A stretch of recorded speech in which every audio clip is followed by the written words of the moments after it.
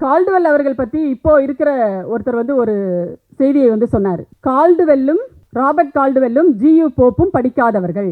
அவங்களாம் படிக்கல, அவங்க எழுதின நூலெல்லாம் பொய், அவங்க எழுதினது எல்லாமே போலி, அவங்க 2 பேரும் படிக்கலன்னு சொல்லிட்டு ஒருத்தர் இங்கே திருவாய் மலர்ந்தார். அவர் யாருன்னு எல்லாருக்குமே தெரியும். இந்த அளவுக்கு கேவலமா முட்டாள்தனமா உளரக்கூடிய ஆள் யாரா இருப்பாங்கன்னு உங்களுக்கு தெரியும். இங்கே ராஜ்பவனில் நம்ம பணத்தில் உட்காந்து வாழ்ந்துட்டு இருக்காரு ஒருத்தர். அப்போ அதுக்கு உடனடியாக பதிலும் கொடுத்துட்டாங்கன்னு வச்சுக்கோங்க.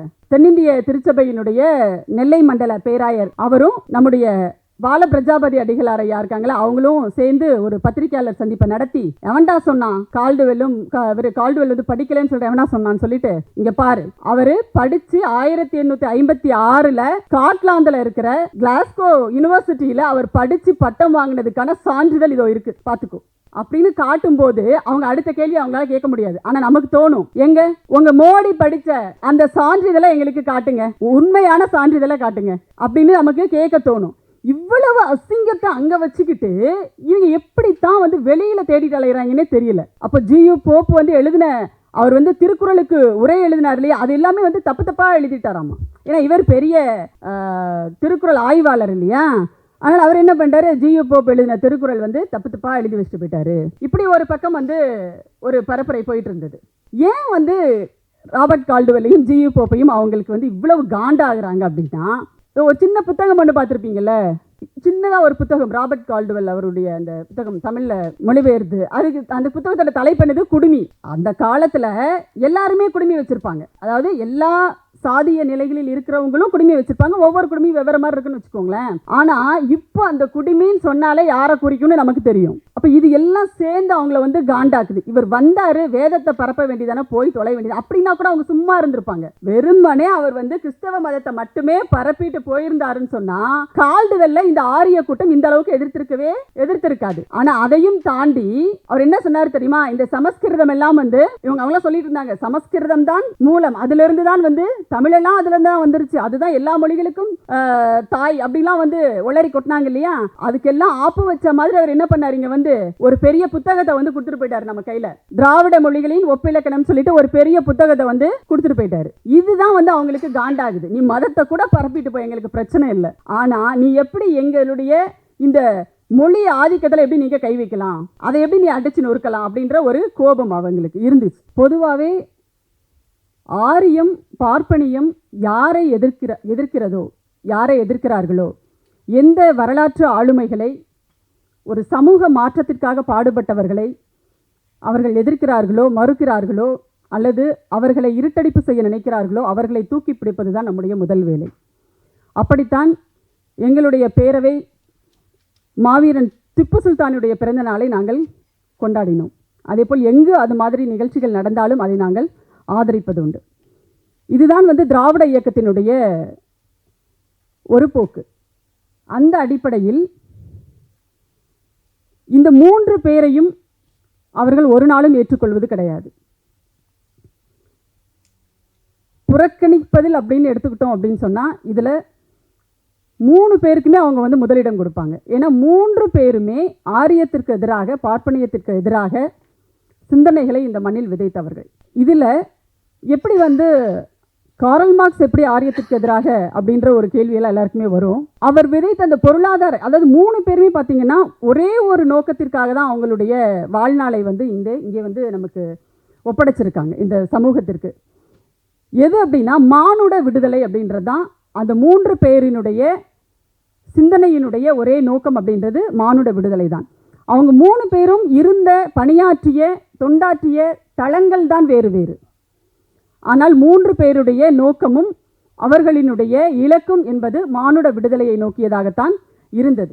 காரல் மார்க்ஸ் அவர்கள் பொருளாதார விடுதலையின் மூலமாக, வர்க்க விடுதலையின் மூலமாக இந்த மானுட விடுதலை என்ற ஒரு கருத்தியல். இன்னொரு பக்கம் பார்த்தீங்கன்னா ராபர்ட் கால்டுவெல் அவர்கள் வெறுமனே மொழி ஆய்வறிஞர் மட்டுமே கிடையாது. அவர் இந்த தமிழ்நாட்டிற்கு வந்ததற்கு பிறகு தமிழ்நாட்டில் இருக்கின்ற, இங்கே நிலவுகின்ற சமூக சூழல் எப்படி இருக்கு, இங்க இருக்கிற சாதிய சூழல் எப்படி இருக்கு, எல்லாத்தையும் அவர் என்ன பண்ணாரு, நேரடியாக பார்த்து கள ஆய்வு செய்து பதிவு செஞ்சிருக்காரு. திருநெல்வேலி சரித்திரம் அப்படின்ற ஒரு புத்தகத்தை எடுத்துக்கிட்டிங்கன்னா போதும், தென் பகுதிகள் வந்து எப்படி இருந்தது, தென் மாவட்டங்களில் எப்படிப்பட்ட ஒரு சமூக சூழல் இருந்தது, அங்கே வந்து மக்கள் ஒடுக்கப்பட்ட மக்கள் எந்த அளவுக்கு வந்து இந்த சாதிய இறுக்கத்தால் பாதிக்கப்பட்டார்கள்ங்கிறதெல்லாம் அவர் ரொம்ப தெளிவாக அதில் வந்து பதிவு பண்ணியிருப்பார். இன்னொரு பக்கம் நம்முடைய திராவிட கவிஞர் பாரதிதாசன் அவர்கள் அவருடைய கவிதைகளின் மூலமாக எங்களுடைய பேரவைத் தலைவர் பேராசிரியர் சுபவி அவர்கள் அடிக்கடி சொல்கிறது மாதிரி தந்தை பெரியாரினுடைய உரைகளுக்கெல்லாம் பாடல் எழுதியவர், கவிதை எழுதியவர் திராவிட கவிஞர் பாரதிதாசன். அப்போ திராவிட இயக்கத்தினுடைய கருத்துக்களை, மூலாதார கருத்துக்களை, கோட்பாடுகளை மக்களிடம் தன்னுடைய கவிதைகளின் மூலமாக ஒரு நெருப்பு பொறி பறக்கின்ற தன்னுடைய கவிதைகளின் மூலமாக கொண்டு போய் சேர்த்தவர் திராவிட கவிஞர் பாரதிதாசன் அவர்கள். அப்போ இவங்க 3 பேருமே ஒரே லைனுக்கு வந்துடுறாங்க. அதுதான் மானுட விடுதலை என்பது. ஏன்னா நம்முடைய அடிப்படையே என்ன அப்படின்னா மனிதநேயம் தானே. பெரியாரினுடைய கொள்கையினுடைய அடிப்படை அப்படிங்கிறது மனிதநேயம் தான். அப்போ அந்த அடிப்படைக்கு அவங்க வந்துடுறாங்க. அதனால்தான் திராவிட இயக்க தமிழர் பேரவை அவர்கள் 3 பேருக்கும், இந்த 3 ஆளுமைகளுக்கும் இங்கே பிறந்தநாள் விழா என்பதை எடுத்துக்கொண்டிருக்கிறது. இதில் நான் ஒரு சுருக்கமாக தான் கொஞ்சம் பேசணும்னு நினைக்கிறேன். ஏன்னா இங்கே வந்தவுடனே பார்த்தேன், வாலாஜா வல்லவன் ஐயா பார்த்தீங்கன்னா இவ்வளோ தரவுகளை எடுத்துகிட்டு வந்திருக்காங்க. கண்டிப்பாக இது எல்லாமே பதிவு செய்யப்பட வேண்டியவை. ஏன்னா தன்னுடைய வாழ்நாளையே அவர் எதுக்காக ஒப்படைச்சிருக்காரு அப்படின்னு சொன்னால் நம்முடைய தமிழ் சமூகத்திற்காக ஒப்படைச்சிருக்காரு. அவருடைய ஆய்வுகள் அப்படிங்கிறது இப்போ ஒன்றும் வந்து இப்போ இருக்கிற இளைஞர்களுக்கு அவ்வளோ பெருசாக தெரியுமா, ரொம்ப வந்து கொண்டாடுவாங்களான்னு தெரியாது. ஆனால் எதிர்காலத்தில் அவர்களினுடைய வாழ்க்கையை அவர்கள் இன்னைக்கு பெற்றிருக்கிற, இன்னைக்கு அவங்களுக்கு கிடைச்சிருக்கிற வசதி வாய்ப்புகளை, வேலை வாய்ப்புகளை எல்லாம் தக்க வைத்துக் கொள்வதற்கான ஒரு அறிவாயுதமாக திரு வாலாசா வல்லவன் அவர்களினுடைய அந்த படைப்புகள், அவருடைய அந்த ஆய்வு படைப்புகள் அப்படிங்கிறது இருக்குங்கிறதுல கொஞ்சம் கூட சந்தேகமே கிடையாது. அதனால் அவருடைய அந்த கருத்துக்கள் அப்படிங்கிறது இங்கே ஒரு நீண்ட நேரம் பதிவு செய்யப்பட வேண்டும். அப்படிங்கிறதுனால நான் முடிவு பண்ணிட்டேன், வேணா 2 செய்தியை மட்டும் பகிர்ந்துக்கிட்டு நாம் முடிச்சுக்கலாம் அப்படின்னு சொல்லிட்டு. இல்லைங்க, என்ன தலைமையுரை அப்படி தான் இருக்கணும். இதில் அதாவது நான் சொன்னேன் ஒரு ஆரியம் வந்து எப்படி இவங்களெல்லாம் வந்து புறக்கணிக்கும் அப்படின்னு சொல்லிட்டு. கால்டுவெல் அவர்கள் பற்றி இப்போது இருக்கிற ஒருத்தர் வந்து ஒரு செய்தியை வந்து சொன்னார். ராபர்ட் கால்டுவெல்லும் ஜியு போப்பும் படிக்காதவர்கள். அவங்களாம் படிக்கலை. அவங்க எழுதின நூலெல்லாம் பொய், அவங்க எழுதினது எல்லாமே போலி. அவங்க 2 பேரும் படிக்கலைன்னு சொல்லிட்டு ஒருத்தர் இங்கே திருவாய் மலர்ந்தார். அவர் யாருன்னு எல்லாருக்குமே தெரியும். இந்த அளவுக்கு கேவலமாக முட்டாள்தனமாக உளரக்கூடிய ஆள் யாராக இருப்பாங்கன்னு உங்களுக்கு தெரியும். இங்கே ராஜ்பவனில் நம்ம பணத்தில் உட்காந்து வாழ்ந்துட்டுருக்காரு ஒருத்தர். அப்போ அதுக்கு உடனடியாக பதிலும் கொடுத்துட்டாங்கன்னு வச்சுக்கோங்க. தென்னிந்திய திருச்சபையினுடைய நெல்லை மண்டல பேராயர் அவரும் நம்முடைய பால பிரஜாபதி அடிகளார் ஐயா இருக்காங்களே, அவங்களும் சேர்ந்து ஒரு பத்திரிகையாளர் சந்திப்பை நடத்தி, எவன்டா சொன்னான் கால்டுவெல் வந்து படிக்கலைன்னு சொல்கிற எவனா சொன்னான்னு சொல்லிட்டு, இங்கே பாரு, அவர் படித்து 1856 ஸ்காட்லாந்தில் இருக்கிற கிளாஸ்கோ யூனிவர்சிட்டியில் அவர் படித்து பட்டம் வாங்கினதுக்கான சான்றிதழ் இதோ இருக்குது, பார்த்துக்கோ அப்படின்னு காட்டும்போது அவங்க அடுத்த கேள்வி அவங்களால கேட்க முடியாது. ஆனால் நமக்கு தோணும், எங்க உங்கள் மோடி படித்த அந்த சான்றிதழை எங்களுக்கு காட்டுங்க, உண்மையான சான்றிதழை காட்டுங்க அப்படின்னு நமக்கு கேட்க தோணும். இவ்வளவு அசிங்கத்தை அங்கே வச்சுக்கிட்டு இவங்க எப்படித்தான் வந்து வெளியில் தேடிட்டு அலைகிறாங்கன்னே தெரியல. அப்போ ஜியு போப் வந்து அவர் வந்து திருக்குறளுக்கு உரை எழுதினார் இல்லையா, அது எல்லாமே வந்து தப்பாக எழுதிட்டாராமா. ஏன்னா இவர் பெரிய திருக்குறள் ஆய்வாளர் இல்லையா. அதனால் அவர் என்ன பண்ணிட்டாரு, ஜியு போப் எழுதின திருக்குறள் வந்து தப்பாக எழுதி வச்சுட்டு போயிட்டாரு.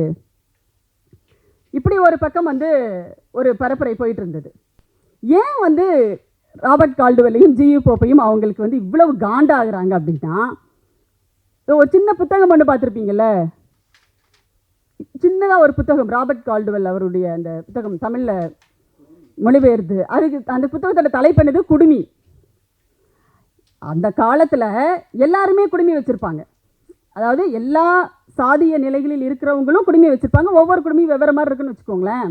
ஆனால் இப்போ அந்த குடுமின்னு சொன்னாலே யாரை குறிக்கும்னு நமக்கு தெரியும். அப்போ இது எல்லாம் சேர்ந்து அவங்கள வந்து காண்டாக்குது. இவர் வந்தார், வேதத்தை பரப்ப வேண்டியதானே, போய் தொலை வேண்டியது அப்படின்னா கூட அவங்க சும்மா இருந்திருப்பாங்க. வெறுமனே அவர் வந்து கிறிஸ்தவ மதத்தை மட்டுமே பரப்பிட்டு போயிருந்தாருன்னு சொன்னால் கால்டுவெல்ல இந்த ஆரிய கூட்டம் இந்த அளவுக்கு எதிர்த்திருக்காது. ஆனால் அதையும் தாண்டி அவர் என்ன சொன்னார் தெரியுமா, இந்த சமஸ்கிருதம் எல்லாம் வந்து அவங்களாம் சொல்லிட்டு இருந்தாங்க, சமஸ்கிருதம் தான் மூலம். அதிலிருந்து தான் வந்து தமிழெல்லாம் அதுலேருந்து தான் வந்துருச்சு. அதுதான் எல்லா மொழிகளுக்கும் தாய் அப்படிலாம் வந்து ஒளரி கொட்டினாங்க இல்லையா. அதுக்கெல்லாம் ஆப்பு வச்ச மாதிரி அவர் என்ன பண்ணார், இங்கே வந்து ஒரு பெரிய புத்தகத்தை வந்து கொடுத்துட்டு போயிட்டார் நம்ம கையில். திராவிட மொழிகளின் ஒப்பிலக்கணம் சொல்லிட்டு ஒரு பெரிய புத்தகத்தை வந்து கொடுத்துட்டு போயிட்டார். இதுதான் வந்து அவங்களுக்கு காண்டாகுது. நீ மதத்தை கூட பரப்பிட்டு போய் எங்களுக்கு பிரச்சனை இல்லை, ஆனால் நீ எப்படி எங்களுடைய இந்த மொழி ஆதிக்கத்தில் எப்படி நீங்கள் கை வைக்கலாம், அதை எப்படி நீ அடிச்சு நொறுக்கலாம் அப்படின்ற ஒரு கோபம் அவங்களுக்கு இருந்துச்சு. இன்னைக்கு தமிழ்நாட்டில் அவரை எந்த பக்கத்தில் இருந்து அவர் அடித்தாலும் சரி முதல் அடியாக கொடுத்துட்றோம். அப்போ இது எல்லாம் சேர்ந்து இவர்களை வந்து இருட்டடிப்பு செய்கின்ற வேலையை வந்து அவங்க செஞ்சுக்கிட்டே இருக்காங்க. இன்னொரு பக்கம் எங்களை போன்றவர்களுக்கெல்லாம் ஒரு சின்ன வருத்தம் உண்டு. இங்கே தோழர் சிந்தன் இருக்காங்க. என்னென்னா, இப்போ நம்ம நண்பர் வந்து பாடினார் இல்லையா, பாடினார்ன்றதை விட திராவிட கவிஞரினுடைய பாடல்களை வந்து முழங்கினார் அப்படின்னே சொல்லலாம். சென்னை பல்கலைக்கழகத்தினுடைய மாணவர் ரொம்ப அழகாக வந்து அந்த அருமையாக வந்து உணர்ச்சி பொங்க அந்த பாடலை வந்து பாடினார். இதில் சித்திரச்சோலைகளே உம்மை நன்கு திருத்த இப்பாரினிலே முன்னர் எத்தனை தோழர்கள் ரத்தம் சொரிந்தனரோ இந்த உங்கள் வேரினிலே அப்படின்னு ஒரு பாடல் பாடினார்ல. இந்த பாடலை ஒரு முறை மே தினத்தன்னைக்கு அந்த பாடலை வந்து போடுறாங்க. அந்த பாடல் ஒலிக்குது. அந்த மே தினத்தில் கொடியேற்றுவதற்காக கம்யூனிஸ்ட் இயக்கத்தினுடைய மிக மூத்த தோழர் ஐயா சங்கரையா அவர்கள் வந்து அங்கே நிற்கிறாங்க அந்த செங்கொடிக்கு கீழே. இந்த பாட்டு போட போட அவருடைய கண்ணில் இருந்து அப்படியே கண்ணீர் தாரதாரையாக ஊற்றுது.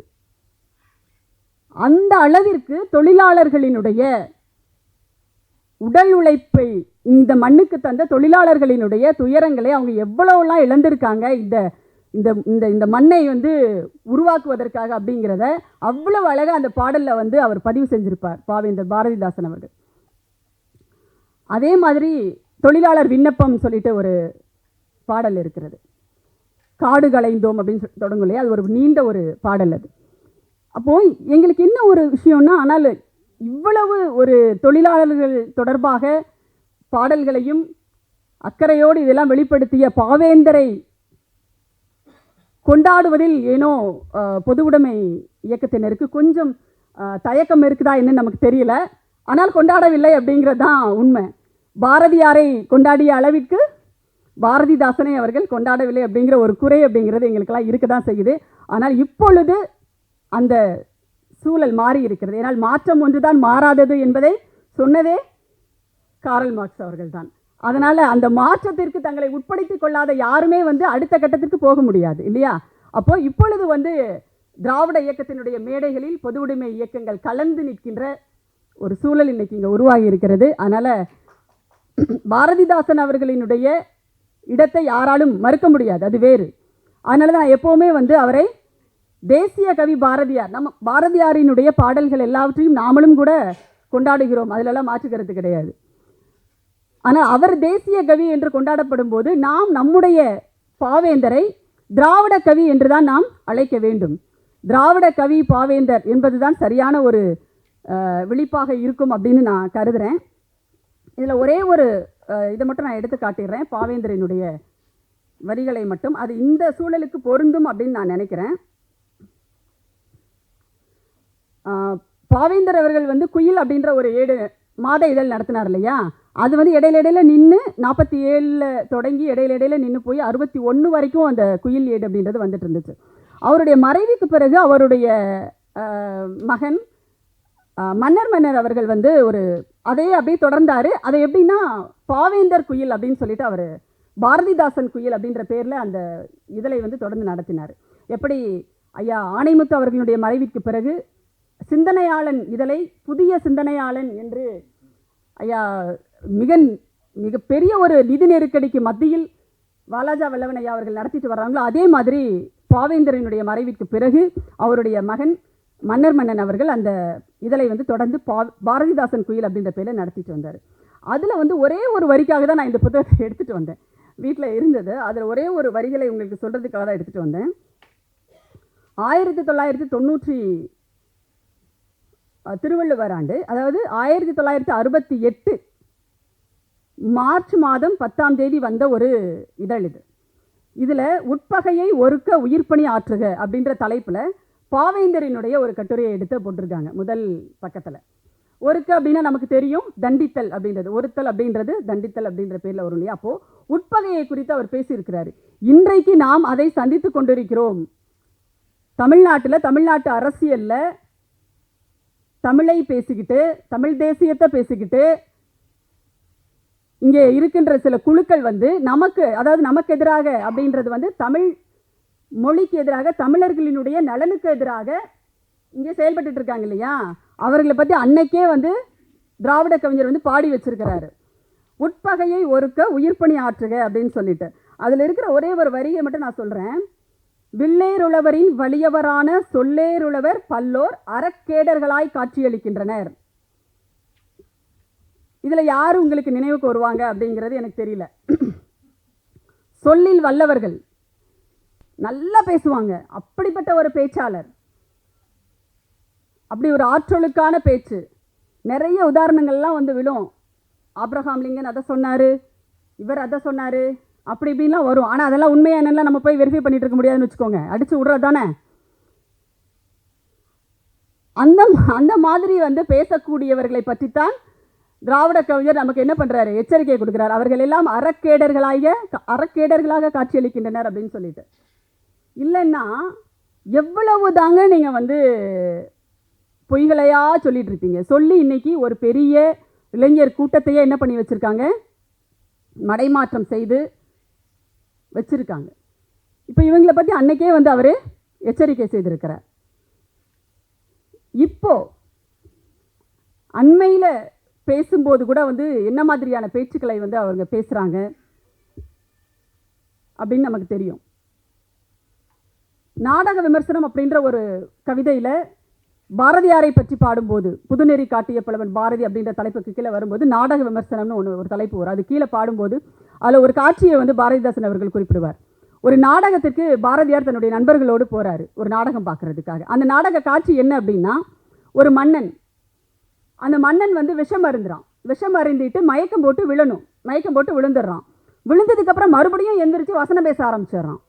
அப்போ பாரதியார் என்ன சொல்கிறாருன்னா, மயக்கம் வந்தால் படுத்து தொலைய வேண்டியதானடா, வசங்கட்ட மனிதனுக்கு எதுக்கு இந்த வசனம் ஒரு கேடா அப்படின்னு கேட்குறாரு. இப்போ இந்த மன்னர்ன்ற இடத்துல நீங்கள் அதிபர்னு போட்டு பாருங்களேன், மயக்கம் வர்ற அளவுக்கு இருக்குல்ல, பேசாமல் வீட்டில் படுத்து கிடக்கலாம்ல. மேடையில் வந்து ஆங்கிலத்தை வச்சு தமிழ் தேசியத்தை குத்தி கிழிச்சிட்டாரு. திஸ் இஸ், பார்த்தீங்களா இல்லையா அந்த வீடியோவை? திஸ் இஸ் தமிழ் தேசியம். இப்படி ஒரு என்ன சொல்றது, ஒரு விரிவுரையை வந்து தமிழ் தேசியத்திற்கு யாருமே கொடுத்துருக்க மாட்டாங்க. இன்னும் சொல்ல போனால் அவருடைய ஆசான் கூட கொடுத்துருக்க மாட்டார்.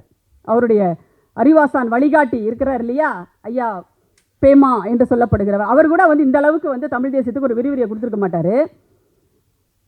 அந்த அளவுக்கு ஒரு விரிவுரையை வந்து அவர் கொடுக்குறாரு.